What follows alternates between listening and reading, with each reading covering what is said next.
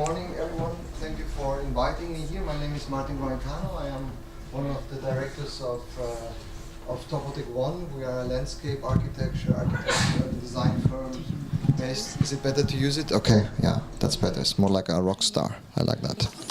So I am. My name is Rein-Cano. I am one of the directors of Topotek 1, of Topotek One in Berlin. We are a landscape architecture and urban design firm.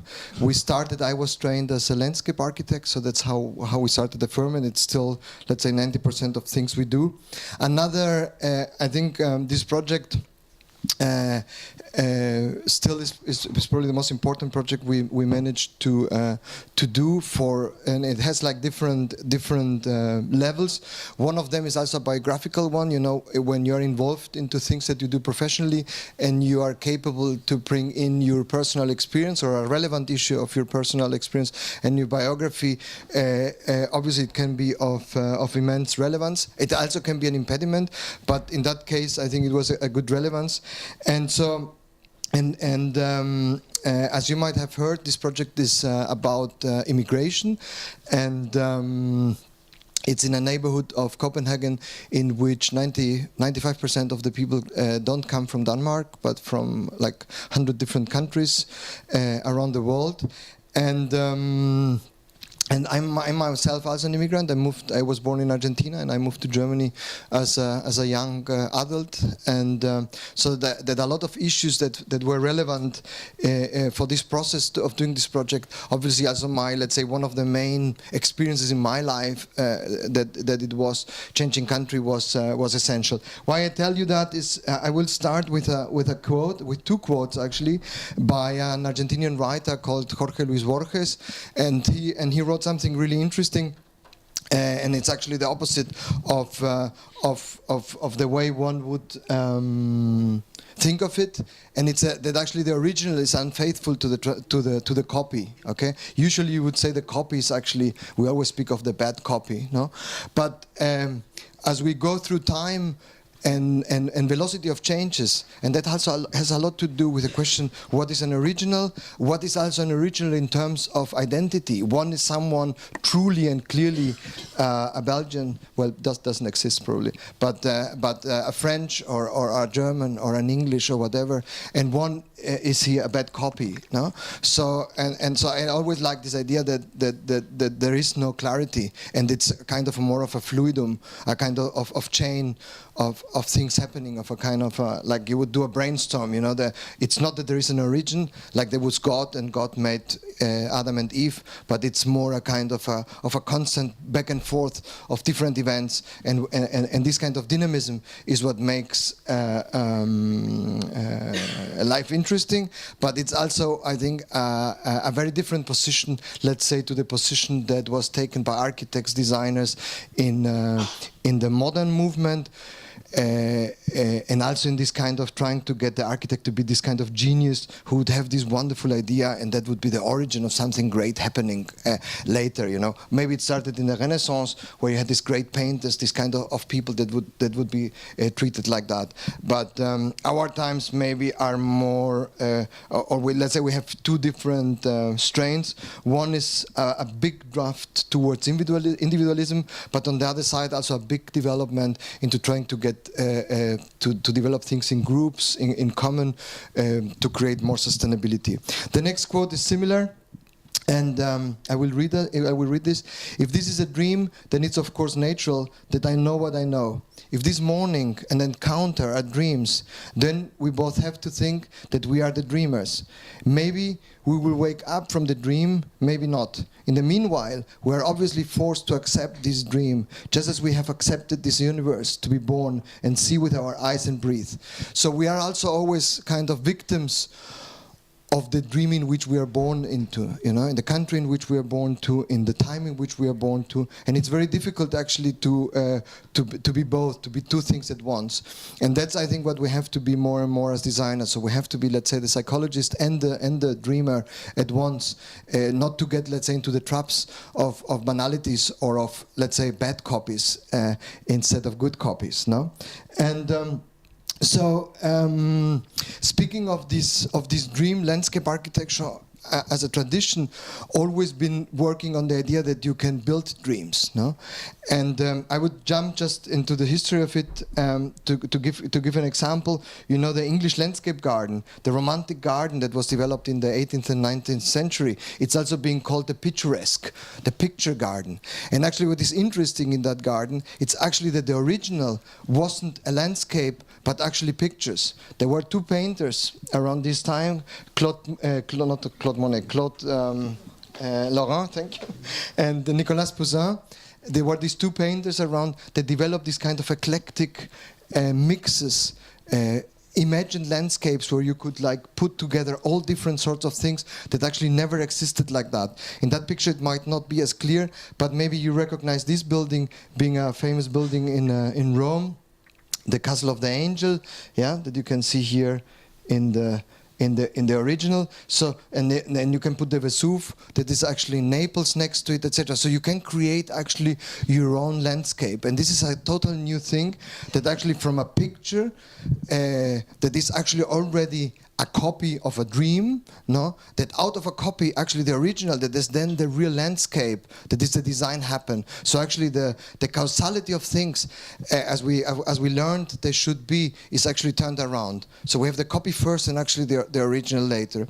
And again, landscape architecture has a big tradition in creating dreams and also in creating identities, because if we think of history, many of the important phases in gardens were phases in which someone wanted to show off and to create also, let's say, a new image of himself or his state. You know, if you think of the Baroque gardens being this kind of perfect rational systems in which the king could show how technically will develop his country is and how he can dominate the landscape, how he can make plants grow the way he wants and not the way the plants want to do it. Yeah, and he could have oranges in February. You know, so these kind of things you would create gardens for, and because gardens are always kind of between, let's say, reality and abstraction, reality and fantasy, when people see them, they think it's real, so they take it also for granted and for reality, and so in that term they are very useful to create identities, because they feel not like a picture. A picture would be always something that is totally abstract, but gardens are kind of a walkable abstraction, a walkable picture. Okay. So this is essential for, and what is also interesting in terms of the English landscape garden, so this is a famous example in Stourhead, where you can see how these ideas of the pictures have been translated into the gardens, and this translation was so heavy that you also could say that the English landscape garden has another element that is very important, that it only works through dynamism. Okay, so you actually have to walk through the garden actually to experience these different pictures. So in the end, the garden walks a little bit like a walkable movie than a walkable picture. So you walk actually from scenery to scenery through the garden and have these beautiful pictures that get joined to each other. And what is interesting and fascinating, was helpful for us for the project in Copenhagen, was that in the end we call this garden now the English landscape garden. We call it English, and it became actually the archetype of space for England, and not only for England, but for the whole British Empire, let's say. The Anglo-Saxon world translated this kind of lawn, tree and house typology, to simplify it. If you think of the suburbs and of other spaces, the way they hold the United States, Australia, New Zealand, many countries have been developed as a whole, let's say, as big landscape gardens. And what is interesting in these gardens, however, is that nothing is actually English. We call them English now, and they became the archetype, but the temple, let's say, is a bad copy from Greece. You know, and I was interested how this transition can happen, because we also take traditions for given, but traditions are not given, traditions are made, no? And gardens are being misused to manipulate this kind of process. So this temple is actually in the same time foreign, because it's Greek, but it's also English, no? Because it's English stones, it's sandstone. It also has a wrong scale, so it was the original wasn't faithful to the copy. It's so it's 2 or 3 or 4 things at once, and this is also important for identity, because in the end the purity of identity is always something that was claimed by fascism, but in the end we all know that it doesn't exist. That identity obviously is a very diverse and very complex mix of very different things, and I think that the garden maybe, or this specialist style, the English landscape garden, can be a good analogy to understand that. Also all the trees growing here are actually foreign, you know. The development of these gardens came along with the discovery of America, the big travels, the big travels to discover Asia, New Zealand, Oceania, etc. So all the trees that you will see here are also actually not from here, no?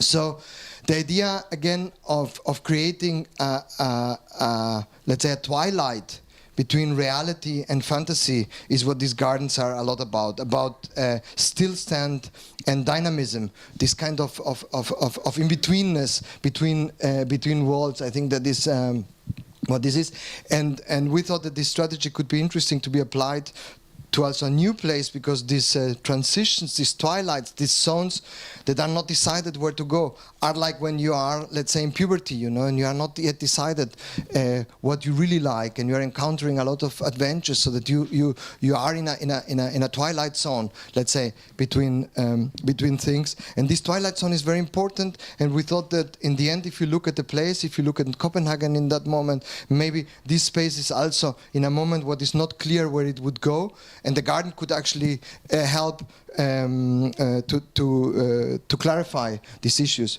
Yeah, this is another element that is really interesting. As I said, these gardens were called the picturesque, and actually they also use what they called the Claude glass after Claude Lorrain. The Claude glass was nothing else but a mirror, and you would to create these kinds of vice versa of dream and reality, this original and copy. You also would do off the copy of the picture. The picture was first, the garden was second, and then you would take this glass, this mirror that has a frame, because a picture is only a picture if it has a frame, and you would sit down somewhere and would capture your very personal picture out of the garden, you know, so that you would actually go back, let's say, to the real picture that this garden was before, and create, like you would do it maybe with the iPhone, your personalized image of the reality, so that this image is the one that is interesting for you.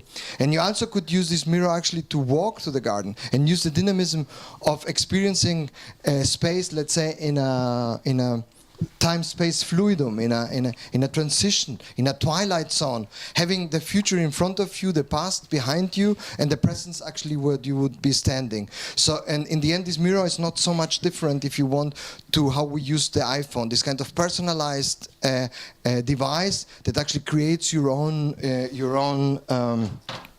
pictures. And then we have all the stories of identity again. The Lebanon cedar. I would say there is no nicer place for a Lebanon cedar to grow than England. What would be the Lebanon cedar without England? No. So it's and then it's also the question: is this Lebanon cedar Lebanese? Is it a foreigner in an English garden, or is it actually even a better English that made the English landscape more English than it ever been before? And actually in Lebanon they are totally lost. So thank God they got asylum in England.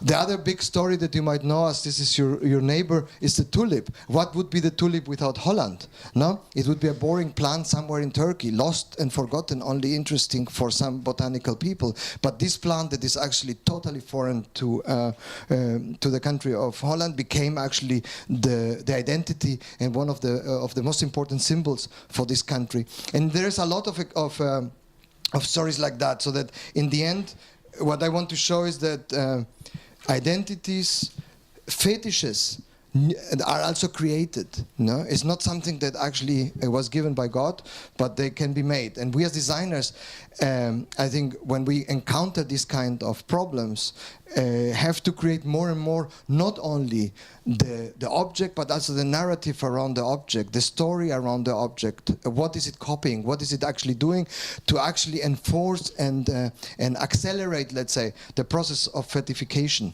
Yeah, if such a word exists, I don't know. Anselm Adams, what would be the Rocky Mountains on the other side without the pictures of Adams? No one would have cared for the Rocky Mountains without that. Yeah? And again, we have a lot of other stories. Brokeback Mountain, the mountains of Montana that became of importance for the gay community. There should be sound, but there isn't, no? Doesn't matter. Another story of reality and fiction. You might recognize the movie. It's Sylvester Stallone in Rocky. I don't know which one it is, but this training going up and down the stairs in front of the Museum of Art of Philadelphia.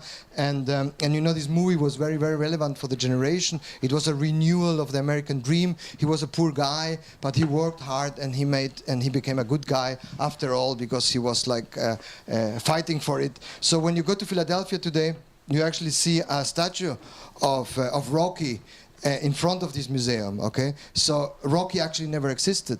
No, it was actually a very bad movie with a rather bad Italo-American actor.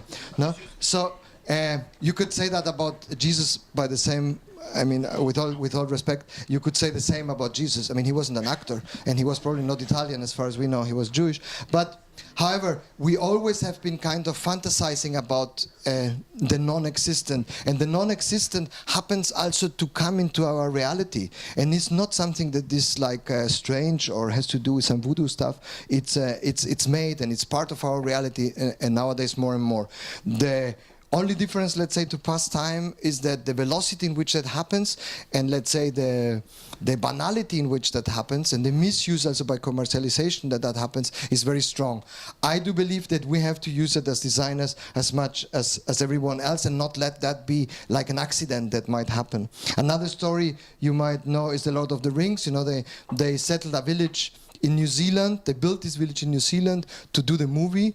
It could have been another place. New Zealand was more or less a coincidence. They were looking for a, let's say, English landscape, as I said. But New Zealand is a kind of an outcome of this global empire landscape. So they settled down the village, and they were planning to take it down. But then, right after the movie was out, people started to come wanting to see the real place of this movie. So that then this place became more and more a visit, and now suddenly, actually, also another very bad movie becomes 100% New Zealand. Something that could have been also in Belgium, could have been done in Belgium, would be 100% Belgian. So, what does it mean? One are things actually 100% something, no? And one is this kind of fake part of our new identity. And New Zealand is now the official airline of Middle Earth. This guy you might know as well. Sinterklaas, you probably are also half Dutch. You know that happens on the 6th of December and doesn't have to do anything with Christmas, actually. But Coca-Cola kind of got confused and made out of Santa Claus Father Christmas. And we also actually, something that was used for an advertisement suddenly becomes part of the most important religious ritual that we have in Western civilization. So as you can see, all these things are not a one-way street, but we have kind of back and forth between old, new, original, copy, etc. And the question is, where are we, and how can that be used in the context of strategies that could be helpful for developing projects. Coming back to the project itself, the questions raised to me were, and I know that you are very interested in participation. The way we did participation here, okay, coming back again, two explanations. As I said beforehand, this neighborhood is 99% foreigners, immigrants living here. It's a difficult neighborhood, a problematic neighborhood. Criminality, drugs, all the good things that happen in bad neighborhoods are here. People also with a lot of personal dramas. You know, immigration is not always a happy doing, but most of the time have to do with dramas, with traumas, etc. So a lot of people in trouble, let's say, maybe also in a little bit of a bad moment in their life. So that was the given. The other given was that there was a competition launched by the city of Copenhagen together with a foundation called Realdania. Realdania is a wonderful foundation. I never heard of anything alike anywhere else.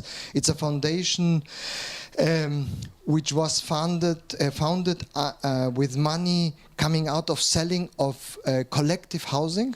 So in the, I don't know, I think it was in the 80s, they sold a lot of collective housing, and the people, the members of this collectivity decided that this money of this selling of the places should be used for creating better spaces in the cities. Okay, so this foundation is always run by an architect. So you don't, well, that doesn't guarantee anything actually. Architects can be as stupid as anyone else, but at least you expect that they understand and are more philanthropic maybe than if it would be just a bureaucrat.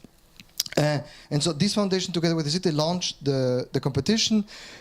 And the aim of the competition was, please create a space in which this neighborhood, these immigrants can find a place for themselves, and a place in which whatever can make their life better. Okay, and that was a start. So what we tried to say is we want to work, let's say, on three different levels. One, we would like to implement the idea of the English landscape garden, let's say, in translating things, in creating, let's say, a new fantasy of space, importing different objects, different plants from all places around the world. And maybe importing is the wrong word, because most of the objects we did here are not imports, but are translations, are things that we transformed. Because when you migrate from one place to the other, you also transform, and you not only learn a new language, you also might learn new body languages. And I was reading in the National Geographic the other day that also, depending on the language that you mostly speak,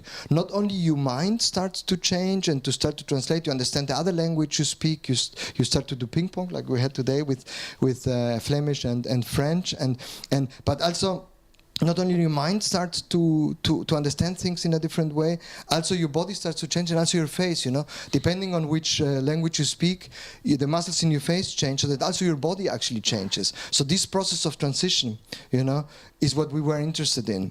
And maybe to make it more clear, for example, why the French have very, very thick lips? I don't know if you ever see that. That can be very sensual and very sexy, actually. And that's because the French are the only people who fart when they speak. I don't know if you have seen that. They actually make, and that trains the lips in a very good way, Or to make fun of other people, not of the Belgians, so don't worry. But the Americans, for example, the English they speak is mostly happening down here. That's the reason they always have a little bit of a hamster face, So, etc., etc. About Germans, I don't want to say a word. So independently where you're from, the process is not, what I want to make clear, is not only a process in which your mind changes, but your body, let's say, the materialization of yourself, that is your body, also changes in this process and becomes also a kind of hybrid or Twilight Zone between all these different identities that you bring with you from your former experience, from your former genetic code, to this new culture. No? And the same with the objects. So for me, the objects are part of this process. They do the same like the people. They are not just brought in one-to-one and put in the place, but they go through a process, through a filtering or transformation process, translation process in the go that it happens. So this is the first idea. So to use and update, let's say, the strategy of the English landscape garden, translating objects, interpreting objects into a new place. Second, the idea of participation. Participation in Denmark is very strong and something that happens for a long time. The only problem we had to do with people here that are actually not Danish. And to participate, you also have to know the cultural codes. You have to have gone to school. You have to understand what is acceptable, what not, what is expected in the participation, And there can be a lot of misunderstanding. So we had to look for another strategy of participation, let's say, that is less discursive as the one that we are used to use in let's say, northern countries. And so we said we would like to apply something that we ask ourselves, what do we enjoy actually most when we work on projects? And I always feel that it's a little bit like a pregnancy. I mean, I've never been pregnant actually, but that's how I understand it. You have sex, what is fun, then you become pregnant, well, most of the time at least, then you become pregnant, then you go through the carrying, no, and it's kind of heavy and a bit boring maybe as well, you can't move as much, and then you go to this butchery. I have 2 kids, so I've seen it, it's really pretty disgusting, and it hurts like hell. That's what it hurt, it was a feeling for me like, and then there's the baby and everyone is happy and it's totally cute, you know. With projects it's the same. You have a competition that's a little bit like sex, you don't always get pregnant, so most of the time you just don't win it, so so it's not happening. Then you have, let's say, all the work, or the process of like going to permissions, to oh sorry, and talking to everyone and trying to get through pregnancy. And then you go to the construction site, that is the labor, let's say, it's a mess, it's painful, you know, and you hate everyone and scream at everyone, and then the project is ready and you say, how cute, and you send your photographer to take pictures of it, you know. So we were thinking, where do we take the people to participate in this process? Do we have sex with the people? No, that wouldn't be appropriate, no? So, where do we participate with them? We let them participate, let's say, in the most boring part of this thing, that is the pregnancy. So we talk to them, do breathing exercises with them, you know? It's like the least joyful moment, no? And also when the baby is there, it's not their baby, it's our baby, you know? So we thought, what would we enjoy most? Of course, the competition, the kind of being hot to do something, we enjoy a lot. But this is something that happens mostly beforehand. And then we said, what we really enjoy is the moment where these kind of ideas and abstractions happen to really become real. And we said, maybe we should let the people participate in that. And then came the idea that we asked the people to propose objects for this space. So we would work more as curators, let's say. The people proposed from their countries, from their culture, objects that then we would say yes or no, and then we would actually translate these objects into the space, so that in the end, their objects, and that's their object become part of this space, and all these objects together create this kind of global identity of this special place. So in the end, we had around 100 objects from 100 different places. Not all of them were chosen by the people. Half of them were also chosen by us. I have to say, like all these kind of perfect ideological systems, like communism, they never really work to the very end. So so we did a lot of wrong things in this process. But the meaning of it, however, was to create, let's say, an accidental encounter of people and things that that allowed a certain amount of desk control. So these are the different objects that we had. One of my favorite ones. Okay, to go back to the idea of participation, obviously there was a lot of organization. We had posters, we had an internet page, we had things in the newspapers. Everything didn't work as well. So in the end, because obviously all these people don't go into the internet, don't read the papers, don't care for the posters, because they most of the time also have other problems than to care about what should happen with their public space around them. So in the end then, we convinced Realdania to give us money, to ask the people to go from house to house, knocking on doors and really asking the people to give us something from them. You know, we had 5 translators with us. There were the 5 main languages. And so in one of these encounters, we were knocking on a door, and there was this guy in boxer shorts, and he said, "Leave me alone, I am not interested." But then the translator knew him, because they came from the same place, whatever, they started to talk, and then he started to tell his story, and he was saying, yeah, my uncle was a dentist, and he gave me the money to come here, blah, blah, blah. And then we saw that picture, he was going through pictures. When we saw that picture, we said, yes, that's what we want, yeah. We think that it fits very well into our space, and this is what happens with this object. A similar story to the donut. Maybe coming back, I thought I had more pictures for this one. Just coming back to this one, because this is probably my favorite object. It has exactly like the temple in the English garden, you know. It is foreign, it is Islamic, but it's also, because of the tooth, has this kind of humoristic attitude, so you don't know exactly how serious it is. And it is in the same time foreign, but then it's totally Nordic, you know. It's a very beautiful, cool object, you know. It's not this kind of dirty foreign stuff, no. So it's really, yeah, it's really different. So it can be like the temple, foreign and Danish in the same time. And this is what happens to immigration in the best of the cases. So we have a lot of these elements. The bull, you might know the story from Spain.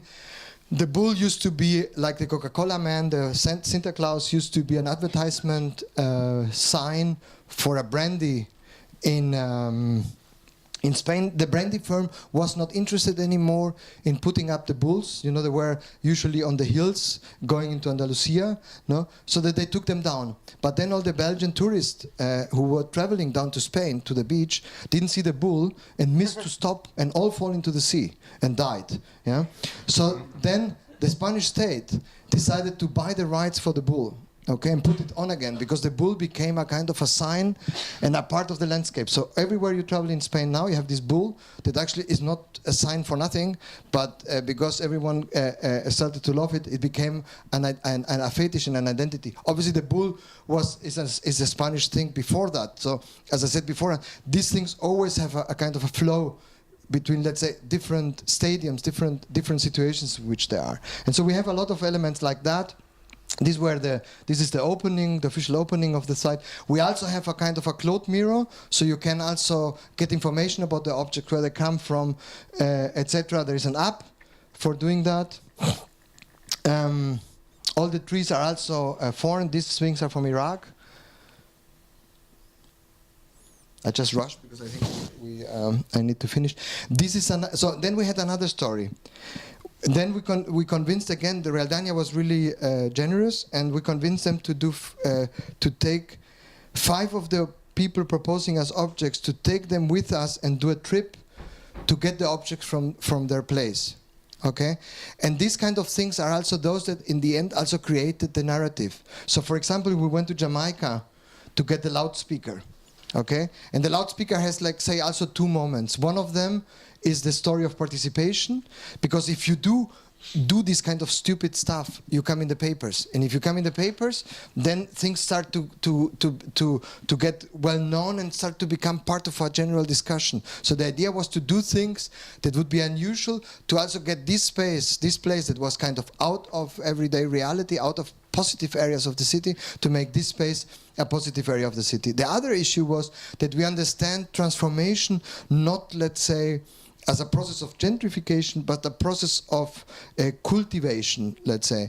And so one of the problems, as I said, drugs, criminality, etc., one of the problems, aggressions, violence, one of the problems, however, was also that people were complaining that kids were too loud on the square, they were listening to music, etc. So you could say, okay, you forbid music on the square and get the police to repress it. Or you put a giant loudspeaker that you can use your app, you put your music on it, but actually the loudspeaker obviously has a certain loudness, and it's turned off 10 in the evening and during siesta time. So that you actually try to use the problem to civilize it, but still make it a transitional situation in which the problem still is part of the solution instead of repressing it. Yeah? My mom is a psychologist, so I know what I'm talking about.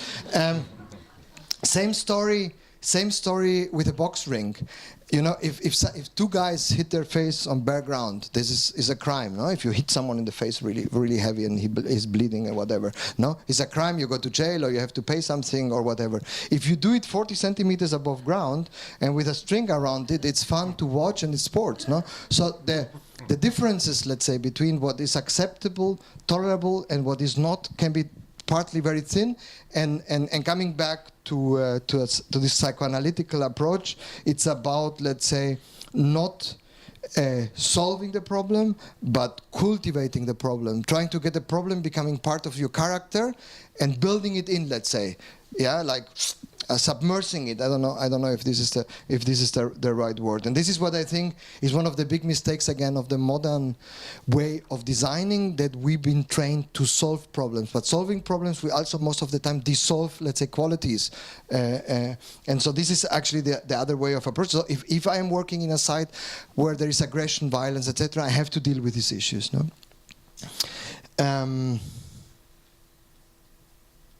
Yeah, this is from Japan. Then obviously the old story of translocation, that things that are normal in one place can be special in another. So in Japan they have the octopus.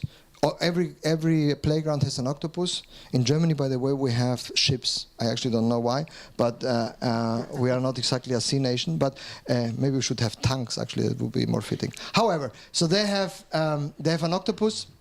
So we thought it's a nice thing to have, maybe, and in the end we also had actually the Japanese firm building it for us. They sent us 3 Japanese guys to actually build it. So it was really. But in Japan they're always in nice colors. But we did it on the black square, and the black square actually was called Surte Market, the black market, because it was where you can buy drugs. So and we decided, instead of, let's say, making it colorful, to say it's not anymore a black market, we made it actually black. No, so and also and we put the most interesting playground actually very close to the drug dealers, so to provide them customers very early. Yeah, so but this kind of transgressions, let's say. Playing with, let's say, the problem becoming something interesting, and crossing certain borders that are not accepted. The fountain is from Morocco. I forgot where these guys are from. We also, as I said, the plants are the same. We have, this is, I don't know if there are landscape architects in the room, but this is a kansan, a very beautiful cherry tree. These are palms from China that, thanks to global warming, are growing there since 6 years now, and happy. We also have cedars. Yeah, it's my favorite tree actually, as you can see here. Yeah, and what else? This is an object from Palestine. We had this group of Palestinians, very strong. You know, Scandinavia always took a lot of asylum seekers, and there was this very political group from Palestine saying that they would like to have one of these tunnels built in the square that go between Gaza and Israel, you know, where they transport the bombs to kill the Jews. And we said, maybe not such a great idea, but we like the idea maybe of using the soil, because soil has a lot to do with you belong, because people, for whatever, think that they are plants and have roots. I don't think so, but soil, however, it's relevant to your identity. So we actually, there should be more movies, but the PCs, there they are. So these are the different trips. So we went to Palestine. Maybe we can turn off the light, and then it's maybe a little bit more visible. We went to Spain to get the bull. We went to Thailand to get the boxing ring that I was showing you. We went to Jamaica to get the loudspeakers, and we went to Palestine to get the earth, as you can see down here. And the earth, maybe, coming back to the picture, I think that the earth is also a good analogy for something, you know, other people just walk on it and ignore it, but for some people it's totally relevant and something that they really feel love for. And this also has to do a lot with tolerance, that you have to accept that certain people don't care at all for what you for what is relevant for you, and the opposite. I am done in a sec. So these are the 2 Palestinian girls we took to Palestine. This is from Uzbekistan. You know, the Soviet Union, the best architectures the Soviet Union produced was waiting halls for buses, and there is also books about it. So, and it was published, I think, around the time we were. So this is an object we proposed actually, and we put it on we rebuilt it on the square. Obviously, there is no bus stopping. So also this kind of accepting that public space needs a certain amount of dysfunctionality. You know, especially in, let's say, very well organized countries like Denmark. You know, I always tell the story that, or Germany the same, the only time when Germans talk to each other is when the train is late, you know, because something is not working. So, and I think in public space we actually have to produce this kind of uncertainties to create communication between people. So it's not about creating just something that works and is functional, but sometimes it's dysfunctional, like this bus stop that actually there is no bus stopping. He doesn't know yet, he's still waiting. It says bus stop in Arabic, so also the idea that you are kind of lost, you know, the English landscape garden. As an idea is also that you are actually in a foreign place. When you enter a garden, traditionally the idea was that you would enter at a foreign place. You know, people wouldn't travel as much, etc. So you had to feel like you would be somewhere else. And the idea for Superkilen is a little bit the same. You should be entering and nothing, no sewage cover, no sign, no lamp, no nothing, no tree in the whole space is actually Danish, so that everything is kind of misguiding you where you could be. Because otherwise you always know, oh, this typical street sign is Brussels or is Belgium, and even if it's similar, it's always kind of repeating. So here you should be somewhere else. Part of this narrative and this is something, and I'm finishing my presentation, is has also to do obviously with communication. And the issue that the public space maybe today doesn't stop actually in the actual physical side of it, but it continues into the, let's say, the public space of communication, internet and media, and that for us as designers, these areas of the public space need to be taken in account and shouldn't be left to an accident, but should be part of the public space, because they are part of the discussion, but they can also become part of the reality of the place. You know, it is on the official site of Denmark, so Denmark is actually advertising with it and saying that's part of their identity. It's obviously on the side of Copenhagen, but these things also only happened after the project actually got a lot of prizes and nomination and got so much attraction that also the government had to take in account that this was an interesting project, and they couldn't just left it over. They also doubled the maintenance costs, by the way, after it got more famous. After, for example, CNN was saying this is the most strange park, or one of the strangest. I don't know if there's more stranger ones, whatever. But and then actually what happens is then suddenly there is also, let's say, the reality of the media comes back to the reality of the site, because other people go to visit this site that wouldn't have gone beforehand. You know, no one would have maybe gone to this neighborhood beforehand. And now is one of the 10th most visited touristic attractions, by the way, of Copenhagen. So after you have seen the Marmite and Tivoli, and you went to see this drug place, you go here. Yeah. However, so but this also creates this kind of interest that also protects sites and gives the people who live in this site also certain prideness, because it's their objects that people come from far away to look, and suddenly they live in a neighborhood that has an attraction and is not only anymore a leftover. And then there are coincidences that happen after that. No, one of them was when the iPhone 6 was launched. They had this the first really good camera in the iPhone, so they did this. They launched this photo competition, and there's a teacher. There's a school next to our site, and there's a teacher who took this picture without us intervening, sending it to Apple, and Apple chosen it as part of their campaign. So that suddenly the square also happened to not only be in the media, but then it became part of the reality of other places. Like this one is in Potsdamer Platz. I took these pictures myself. This one is in Alexanderplatz. It's around the corner from, this is in Hamburg. And then we had friends sending us stuff from different places, Hollywood, San Francisco on a highway, Tokyo, you can see because of that guy. This is Milan, yeah, Bogota in Colombia, Santiago de Chile.